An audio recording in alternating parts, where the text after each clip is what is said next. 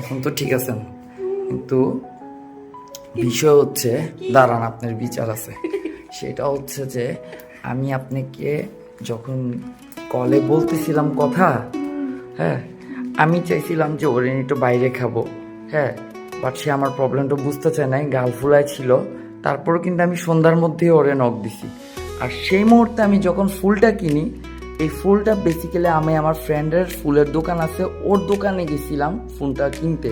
তো তার আগে সে আমারে দেখে আমাকে পিছন থেকে ডাক দিছে, তুমি কলে ছিলা, সেজন্যই মূলত আমি ওরে বলছিলাম যে বন্ধু আমি আসতেছি, একটু ওয়েট।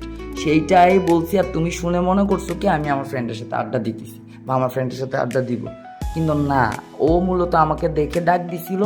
দেন আমি তাকে যা এটাই বলছি, আমি আসছি তোর দোকানে আমার বউয়ের জন্য এই ফুলটা কিনবো, সেটার জন্য। তুমি পুরো কথা না শুনতে আমার ভুল বুঝছো, মানে তোমারটা আমাকে উচিত সরি বলা, ঠিক আছে? আমি আড্ডা দিতে যাই নাই, ওর দোকানে গেছি ফুলটা কিনতে, ঠিক আছে? আর আমি ভিডিওতে আছি, পাবলিকের সামনে কথাটা বলছি, সবাই আমাদের যে ফ্রেন্ডরা আছে বা ফ্যামিলি যারা আছে তাদের সবার সামনে বলতেছি, ঠিক আছে? হ্যাঁ, এই কুমুলটা পাল্টা ভুল বুঝবা না।